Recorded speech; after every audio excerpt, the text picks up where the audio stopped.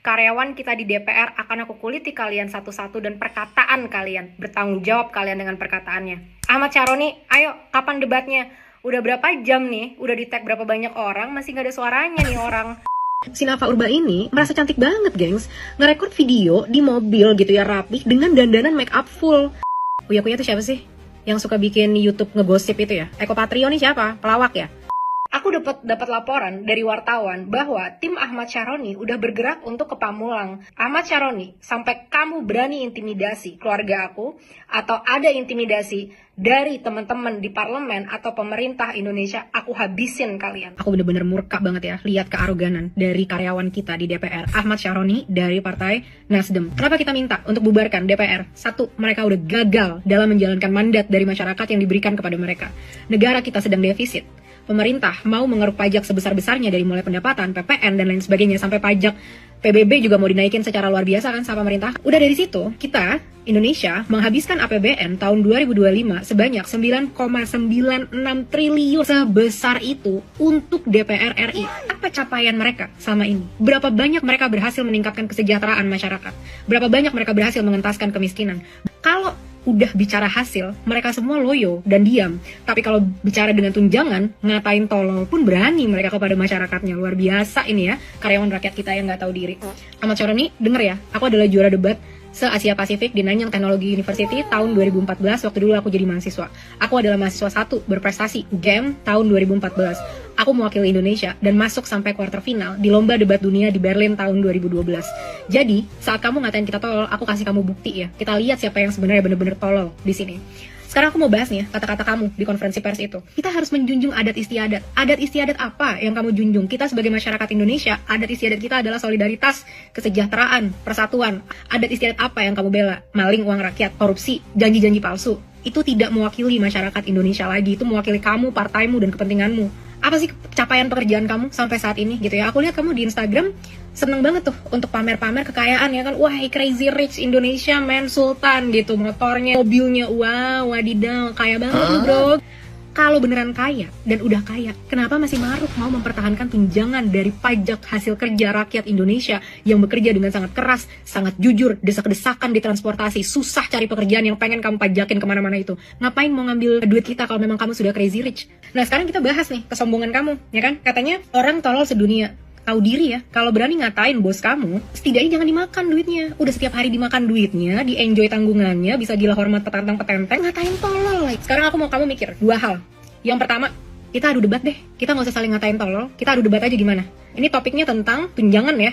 Apakah tunjangan DPR itu berkontribusi terhadap kesejahteraan masyarakat atau enggak? Kalau kamu kalah, gagalkan tunjangan DPR. Kalau aku yang kalah, dengan legowo aku akan support kamu untuk dapat tunjangan itu. Gimana? Berani nggak? Ditonton tuh sama seluruh masyarakat kamu. Kedua, coba kalau bisa sekali-sekali baca sejarah, terutama tentang revolusi Prancis di abad ke-18. Nggak usah jauh-jauh ke Prancis deh, tahun 98 aja. Kamu udah ada kan tahun itu kan? Lihat tuh, diktator 32 tahun jatuh di tangan masyarakat. Karena apa? Gagal mensejahterakan petantang-petenteng lagi dia dan sekeluarga. Ahmad Syaroni, jawab ya tantangan debat dari aku. Kapan? Kasih tahu. Kita jalankan, kita laksanakan. Banyak juri-juri debat yang profesional. Jangan ambil dari teman-teman kamu lagi. Nggak punya empati mereka semua soalnya. Masih bahas tunjangan rumah dinas nih, 50 juta per bulan. Jadi ada salah satu karyawan kita. Saya aja yang tinggalnya di Bintaro, itu macetnya tuh luar biasa. Ini udah setengah jam di perjalanan masih macet. Tadi kan udah diliatin ya. Ingat ya, ditandain Nafa Urba dari Partai Nasional Demokrat. Ini apa yang dia bilang di videonya. Jadi dia bilang kalau misalkan, aduh, susah banget nih dari Bintaro ke Senayan itu jauh, macet, gek. Dia fungsinya apaan? Duduk di parlemen kalau bukan untuk menyelesaikan masalah-masalah yang dihadapi masyarakat. Macet, dia siapa? Ratu yang dia harus diistimewakan dibandingin masyarakat yang lain.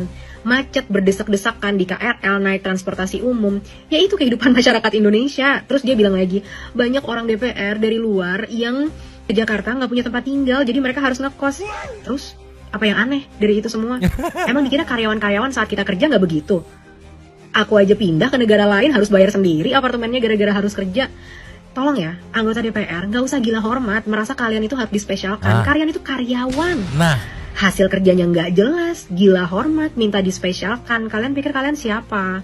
Punya empati lah. Coba naik transportasi umum kayak masyarakat-masyarakatnya. Hiduplah seperti masyarakat, kan kalian wakil dari masyarakat. Si Nafa Urba ini merasa cantik banget, gengs. Ngerekord video di mobil gitu ya, rapi dengan dandanan make up full. Ya gimana nggak telat? Kalau mau kerja aja dandannya harus kayak gitu, mbak. Ya ampun, kalau mau kerja di parlemen apalagi ya, yang dipakai itu otak, bukan muka. Artis iya, kalau jadi artis harus cantik-cantikan biar makin menarik dan lain sebagainya. Tapi kalau di parlemen yang penting itu ideologi kamu, pemikiran kamu, pengetahuan kamu tentang kemampuan membuat kebijakan, tentang research masalah masyarakat, tentang cara menyelesaikannya, tentang ideologi kamu. Itu yang diminta. Kita mah nggak peduli mau mukanya cantik seperti apa, mau harus dandan seperti apa. Nggak ada yang peduli penampilan kamu kayak apa. Masyarakat tuh masalahnya selesaikan, bukannya malah menambah dan pengen untuk diperlakukan dengan lebih istimewa. Ya nggak masuk akal, gengs. Udahlah, jangan lagi kita pilih artis-artis ini karena mereka memang nggak punya kapabilitas. Mereka yang biasanya acting, ya kan, biasanya nangis-nangis gitu di TV gitu kan, berakting, itu kapabilitasnya beda banget sama untuk menjadi karyawan rakyat di pemerintahan. Semoga ini adalah periode terakhir ada artis-artis yang nggak punya kapabilitas yang duduk di pemerintahan. Banyak artis yang punya kapabilitas, contoh Rika Diah Pitaloka, dia bagus banget ya, dan aku suka sama dia gitu. Dia hasil kerjanya terlihat, dia turun ke lapangan, dia banyak kebijakan-kebijakan yang dia dukung, program-program yang dia dukung dan bagus gitu. Tapi artis-artis yang lain, tolong deh, nggak usah. Mereka itu cuma karena udah nggak ada kerjaan, gengs, nggak bisa cari duit lagi karena modelnya cuma muka doang. Makin tua kan mukanya makin nggak cantik kan. Itu resikonya ya, jadi artis kan dibayar mahal, nabung lah, bikin bisnis lah, ngapain kek. Kita dong jadi masyarakat, udah mukanya biasa aja, nyari kerja susah, gajinya dikit, harus naik KRL, naik transportasi umum, ya kan? Abis itu dihina lagi sama anggota DPR, dibilang, macet, nggak mau, gitu kan. Ih, gede banget sumpah ngelihat artis-artis ini, bener-bener deh. Kelakuannya, mati empatinya. Makasih banget kalian udah support video-video perlawanan aku terhadap kegagalan empati, kematian logika, dan rasa malu dari karyawan-karyawan kita di DPR. Hai semuanya, namaku Salsa, aku udah 10 tahun tinggal di luar negeri, dari mulai di Malaysia dan saat ini aku tinggal di Eropa. Sebenarnya aku udah gak pernah lagi makan dari fasilitas duit-duit pajak kalian udah 10 tahun terakhir ini, tapi aku di sini bersuara karena aku merasakan solidaritas yang luar biasa kenceng kepada kalian semua karena aku juga orang Indonesia dan aku masih warga negara Indonesia dan aku udah melihat kebrutalan pemerintah yang udah gila nggak ada obat ini, yang mereka udah nggak tahu malu, bener-bener nantangin masyarakatnya. Udah saatnya kita-kita yang berpendidikan bisa keluar, kita-kita yang masih memegang nilai-nilai moral jujur bisa keluar dan bersuara. Satu lagi, banyak dari kalian yang menyarankan aku masuk ke parlemen atau jadi menteri atau apapun itu ya di Indonesia. Teman-teman, aku sama sekali nggak punya kepentingan untuk bisa masuk DPR atau jadi menteri karena hidupku di luar negeri jauh lebih sukses. Gaji 104 juta itu aku udah earn lebih banyak jauh ya daripada gaji DPR itu gitu. Tapi aku di sini bersuara bukan karena aku pengen masuk ke pemerintahan, amit-amit aku makan duit pajak rakyat, tapi karena aku sangat jijik, muak, dan geli ngelihat perlakuan karyawan-karyawan kita yang udah sangat nggak tahu diri itu. Bubarkan DPR. Kalian satu-satu ya, satu-satu karyawan kita di DPR akan aku kuliti kalian satu-satu dan perkataan kalian, bertanggung jawab kalian dengan perkataannya. Ahmad Syaroni, ayo kapan debatnya? Udah berapa jam nih? Udah di tag berapa banyak orang? Masih gak ada suaranya nih orang. Mana Crazy Rich? Mana yang ngatain tolol? Ayo sini lawan aku. Seorang debater profesional. Udah 10 tahun tapi debatnya aku udah gak pernah debat lagi. Jadi udah gak jago-jago banget lah. Bisa lah ngadepin seorang Ahmad Syaroni yang Crazy Rich itu tapi mati empatinya. Protes masyarakat dengan kenaikan tunjangan buat DPR dibalas dengan jogetin aja dari para mantan-mantan pelawak di Indonesia. Uya-Kuya tuh siapa sih?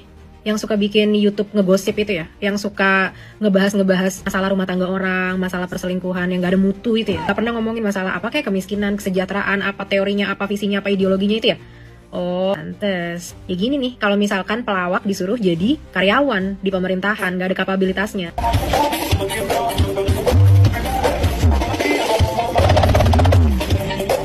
Eko Patrio nih siapa? Pelawak ya?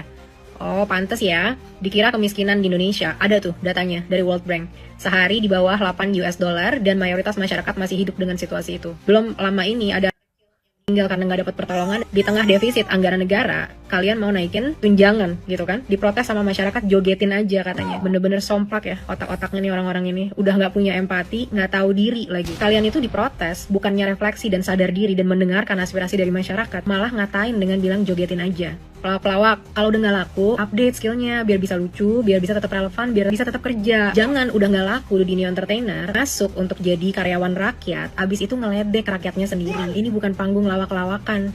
Kalian itu sedang memperjuangkan kemanusiaan masyarakat Indonesia, anak-anak kecil yang nggak bisa sekolah, yang nggak bisa makan. Itu yang kalian perjuangkan, kemanusiaan. Gak ada yang lucu dari situ dan gak ada yang pantas untuk dijogetin dari situ. Kalau itu aja harus dikasih tahu. Kayaknya kalian memang bener-bener nggak pantas ya buat jadi karyawan masyarakat di pemerintahan. Kalau emang udah nggak laku, kerja sana, jualan es teh manis di pinggir jalan, jadi badut manusia silver sana. Lebih mending duitnya didapat dari hasil kerja yang dikasih karena memang hasil kerjanya, bukannya tinggal duduk-duduk diprotes malah jogetin aja. Ini namanya bener-bener nggak tahu diri. Partai PAN dan Uya-Kuya Eko Patrio, jangan pernah pilih manusia-manusia lain ini lagi ya. Kita tandain, akan aku masukin di highlight, kita inget-inget. Mereka cuma pelawak, mereka bukan penampung aspirasi. Nggak pantas mereka duduk di kursi DPR. Kamu jangan jauh-jauh ya. Kalau jauh-jauh saya goyah nanti ya. Benar. Apalagi tadi ngelihat joget, takut joget lagi saya nanti. Kalau saya joget viral malah ntar ya. Orang di KPK yang mau bener-bener memberantas korupsi di Indonesia. Kalian semua hebat, kalian semua adalah pahlawan bangsa, dan aku salut banget sama kalian. Aku baru ngeliat ada video dari Ahmad Syaroni, lagi nih manusia satu ini nih ya, dari Nasdem, bilang harusnya kalau mau penangkapan, laporan dulu lah sama ketua partai. Otaknya di mana nih orang gitu ya, udah jelas laporan ke ketua partai biar apaan? Biar dihilangin barang buktinya, biar apa? Biar disupport, biar saling disembunyiin kalian sesama pegawai partai. Nih ya, kita bayar orang ini 104 juta per bulan buat memperjuangkan teman-teman separtainya, bukan buat memperjuangkan kesejahteraan masyarakat, memberantas korupsi di Indonesia. Siapapun karyawan DPR yang berani-berani pengen terus melanggengkan korupsi di Indonesia, siap-siap aja kita pecat kalian. Ingat nih ya, Ahmad Syaroni dari Nasdem, jangan pernah pilih orang ini, jangan pernah pilih partai ini lagi. Halo teman-teman sebangsa setanah air, aku mau kasih update. Jadi 18 jam setelah aku tantang debat Ahmad Syaroni, ini beberapa update-nya. Yang pertama, aku udah dihubungi oleh Kompas TV dan udah live tadi pagi waktu Denmark untuk menyuarakan aspirasi dan argumen aku. Gimana nih, masa media lebih cepat dibandingin DPR yang 580 jumlahnya? Jadi tunjangan komunikasi dan tunjangan aspirasi kalian itu untuk apa? Mana pertanggungjawabannya kalau aspirasi masyarakat demo aja nggak ditemuin, dihajar sama polisi dan Brimob, terus sekarang aspirasi yang cuma online aja kamu nggak berani gitu untuk bisa mendengarkan dan debat terbuka secara sama aku. Karena aku maunya debat profesional ya, aku nggak mau debat-debat asal ngomong. Karena kalau cuma menggonggong, anjing aku juga bisa. Kedua, aku dapat laporan dari wartawan bahwa tim Ahmad Syaroni udah bergerak untuk ke Pamulang. Pamulang itu asal aku di Tangerang Selatan, teman-teman. Jadi keluarga aku masih pada di Pamulang nih. Ahmad Syaroni, sampai kamu berani intimidasi keluarga aku atau ada intimidasi dari teman-teman di parlemen atau pemerintah Indonesia, aku habisin kalian. Ingat ya, aku bukan orang bodoh dan aku bukan orang miskin. Sampai kalian berani-berani mengganggu keluarga aku di Indonesia, akan aku cari support internasional, aku gulingkan kalian. Hati-hati kalian ya, aku adalah lulusan hubungan internasional dan aku adalah business development yang sangat handal di dunia. Jadi untuk sekedar ngedapetin support dari dunia internasional, nggak susah buat aku. Ketiga, dia ngepost ternyata gitu, katanya dia nggak berani diajak debat karena dia masih bodoh. Ahmad Syaroni, semua orang juga awalnya bodoh. Kita semua juga sama-sama nggak bisa ngomong waktu lahir. Tapi kita semua punya kemampuan untuk belajar. Makanya ayo kita debat biar kamu bisa belajar cara berargumen yang benar, yang profesional, yang tidak ngatain bos yang ngasih kamu makan setiap hari. Kamu selama ini petantang petenteng nggak pernah kan diminta akuntabilitasnya karena kamu merasa kaya, kamu merasa crazy rich, kamu merasa di atas angin dan tidak tersentuh. Tapi kali ini kamu berhadapan dengan aku. Setiap hari akan aku tuntut akuntabilitas kamu untuk datang dan debat secara profesional sama aku. Kita buktikan siapa yang sebenarnya tolol di antara kita. Kamu yang makan duit rakyat dan ngatain rakyatnya tolol atau aku. Aku terbuka, mungkin aja aku yang tolol. Dan aku udah bilang, kalau memang aku yang tolol, dengan legowo akan aku support kamu Ahmad Syaroni. Tunjangan komunikasi cuma dibuat untuk posting-posting Instagram yang gak jelas gitu. 15 juta cuma buat kayak gitu, posting Instagram.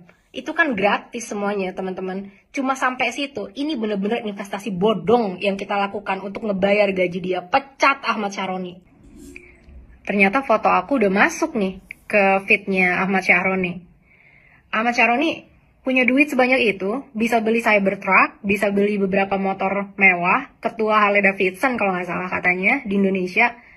Uang sebanyak itu nggak bisa membeli kamu keberanian, nggak bisa membeli kamu nyali, nggak bisa membeli kamu akuntabilitas untuk bertanggung jawab sama perkataan kamu. Jadi, ternyata kamu diundang, nggak berani datang, tapi nontonin gitu ya. Fans berat ternyata sama aku ya. Nggak apa-apa, bagus. Semoga keberadaan aku bisa mengajari kamu cara berargumen yang baik, dengan data, dengan logika, dan dengan empati terhadap penderitaan yang dirasakan masyarakat. Apakah uang kamu yang sebanyak itu nggak mampu membeli kamu empati? Teman-teman, lihat nih ya, uang itu bukan segalanya. Orang yang uangnya udah nggak ada serinya, yang petantang-petenteng, pamer kekayaan di tengah kemiskinan masyarakat, dan mati empatinya, ternyata nggak bisa membeli dia keberanian untuk bertanggung jawab sama kata-katanya sendiri loh. Yang aku tanya kan kata-katanya dia. Terus kedua nih ya, dia nanya nih, ngepost foto aku gitu kan, di feednya. Bagus, sembah kalau bisa foto aku. Lagi lomba debat di Denmark. Aduh, apa nggak bisa baca? Prestasi debat aku itu udah 10 tahun yang lalu. Aku nggak sedang lomba debat di Denmark. Aku sedang kerja, saat ini aku adalah strategi manager di perusahaan paling sustainable di dunia, namanya Vestas. Apa yang aku dilakukan di sana? Aku adalah ahli strategi untuk membantu perusahaan agar bisa memprioritaskan kebijakan-kebijakan yang terbaik untuk bisnis. Perusahaan aku terbesar di marketnya di dunia dan paling profitable di dunia. Itu yang aku lakukan di Denmark. Apa yang kamu lakukan di rumah mewahmu?